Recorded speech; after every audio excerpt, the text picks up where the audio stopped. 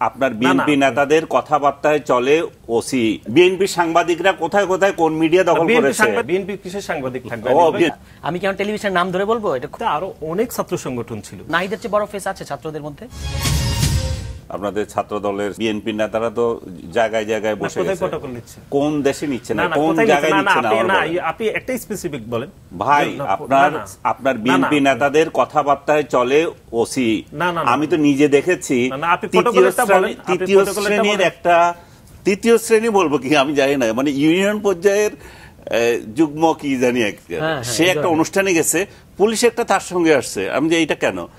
ও সামনে ইয়ে করবে তো, যে ইউনিয়ন পরিষদে দাঁড়াবে, ইয়ে হবে, চেয়ারম্যান হবে, তাই এটা তো আকবরিয়া পুলিশও করতে পারে, এটা তো ওই নেতা নাও করতে পারে। পুলিশ কেন করবে? পুলিশ করবে এই কারণে, কারণ সবাই যেরকম আপনি বললেন না যে বিএনপি একেবারে মানে জানেই না বলতেছে, সেটা তো পুলিশের দুর্বলতা, মানে না সেটা পুলিশের বিষয়, সেটা তো আমি ডিফেন্ড করতে পারি না, আমার দলকে ডিফেন্ড ইয়ে করতে দোষারোপ করতে পারি না। বিএনপি বলেছে যে আমাদের সাথে আমি জানি না আনিস ঘটেছে কিনা, আচ্ছা আমি জানি, আমি সেটা বলছি না। সর্বত্র ঘটেছে, না আপনি এরকম ঢালাওভাবে বলতে পারেন। আরে ঢালাওভাবে কি? আপনারা এই যে একটা বিপ্লব হলো, এই বিপ্লবের সবচেয়ে বড় বেনিফিশিয়ারি তো বিএনপি, আর আপনি বলতেছেন যে ওদেরকে শুধু। ভুল বলছেন, সবচেয়ে ক্ষতিগ্রস্ত ছাত্র সংগঠন হিসাবে, ক্ষতিগ্রস্ত দল হিসাবে বিএনপি এবং ছাত্র দল। আপনি সেটাও সাথে কিভাবে? এই যে আপনি জানেন না, না আনিস আপনি জানেন না, না 30 সেকেন্ড সময় দেন। বাংলাদেশ জাতীয়তাবাদী ছাত্র দলের 142 জন ছাত্র দলের নেতাকর্মী এই গণঅভ্যুত্থানে শহীদ হয়েছেন। তা আপনি বলেন সবচেয়ে ক্ষতিগ্রস্ত ছাত্র সংগঠন শিবির তো আরো বেশি দাবি করে। না কোন দাবি না, আপনি জানেন না আনিস ভাই, না আপনি ভুল বললে হবে না। এখন তালিকা না ক্ষতিগ্রস্ত বলছেন ইন এ সেন্স যে তারা আন্দোলনে শহীদ হয়েছে। হ্যাঁ, সেই তালিকা প্রকাশ করেছে গণমাধ্যমে। আচ্ছা এনিওয়ে, না এখন দেখা গেছে কি কিছু জায়গায়, যেমন ধর নরসিংদীর তাহমিদ, সবচেয়ে নরসিংদীতে 38 জন শহীদ পুরো নরসিংদীতে, এর মধ্যে সবচেয়ে আলোচিত যে হত্যাকাণ্ড সেটা হচ্ছে তাহমিদ নরসিংদী সদরের।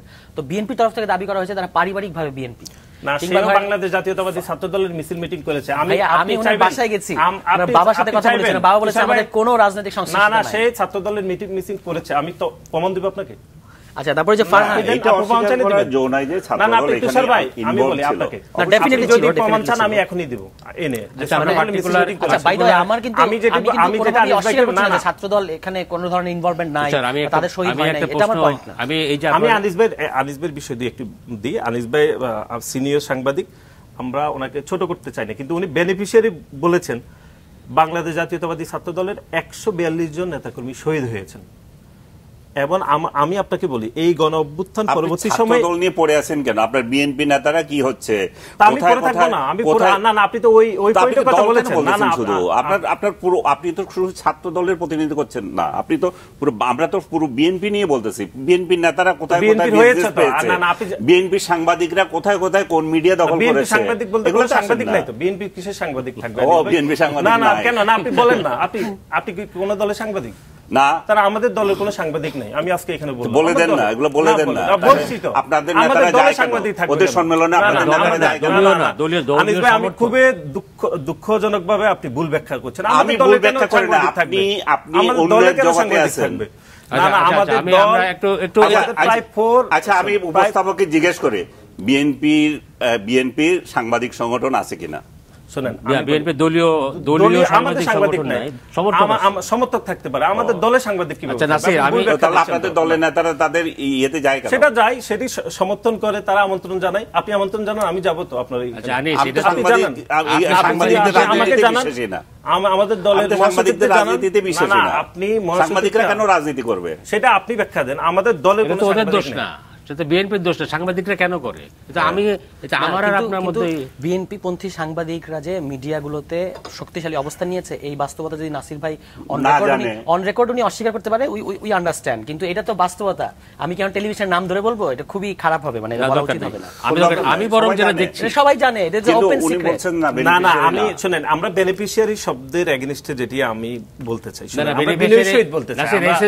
আমি বলি আপনাকে, শুনেন, বেনিফিশিয়ারি এসেন্সে যে এই আওয়ামী লীগ সরকারের এরকম একটা নির্মম পরিণতির পরে বিএনপির ক্ষমতায় আসার একটা উজ্জ্বল সম্ভাবনা দেখা দিচ্ছে, এবং আলটিমেটলি যদি সবকিছু ঠিকঠাক মতো চলে এটা নিশ্চয়ই সারোয়ার তুষাররা আশা করে না যে এই ইলেকশনে তারা ক্ষমতায় চলে যাবে। ইলেকশনে জনগণ যাকে ভোট দিবে সে জিতে আসবে, জনগণ যাকে ভোট দিবে। বাট সেটাই একটা এরকম একটা পারসেপশন আছে যে বিএনপি ইলেকশনে উইন করবে।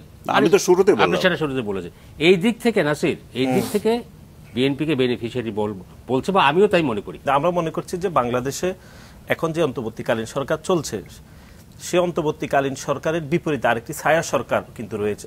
সেই ছায়া সরকারে তুষার হয়তো কাজ করছেন না, যে আমাদের জনাব সারজিস, জনাব হাসনাতরা যেরকম প্রভাব বিস্তার করছেন সরকারের উপরে, বা তারা যে কোনো সমস্যার সমাধান করতে যেরকম উদ্গ্রীব হচ্ছে, বা তারা নিজেরাই সরকারের পাশাপাশি থেকে সকল সমস্যার সমাধান করতে পারছে।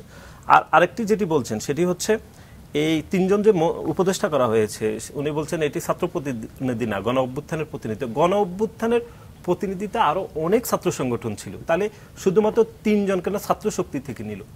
ছাত্র দল ছিল, ছাত্র ফেডারেশন ছিল, ছাত্র ইউনিয়ন ছিল, আরো অনেক ছাত্র সংগঠন ছিল। হ্যাঁ ছিল, তাদের থেকে নেওয়া হইল না কেন? এটি ভুল ব্যাখ্যা। আমি মনে করছি তিনজন ছাত্র প্রতিনিধি নিয়োগ দেওয়া হয়েছে শুধু সেটি ছাত্র শক্তি থেকে, যেটি একটি ছাত্র সংগঠন ছিল।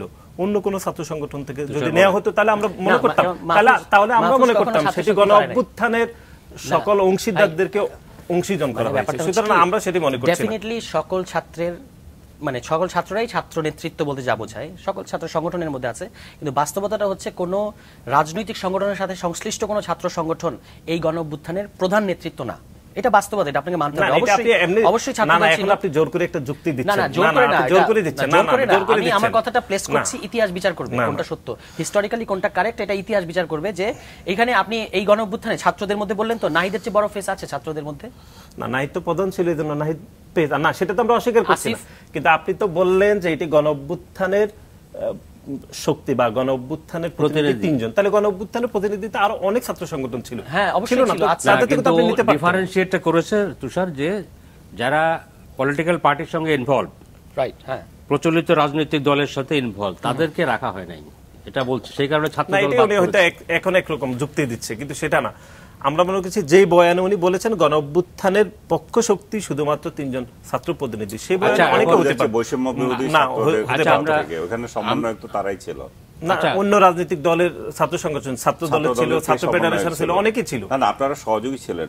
না কমিটিতেও ছিলাম, আমরা কমিটিতেও ছিলাম, কমিটিতে সমন্বয়কারীদের যে তালিকা ছিল কমিটিতে ছিল ছাত্র দলের। হ্যাঁ, শুধু ছাত্র দলের না, অনেক ছাত্র সংগঠন প্রধান ছিল, প্রধান ছিল না, পরবর্তীতে ছিল। আচ্ছা।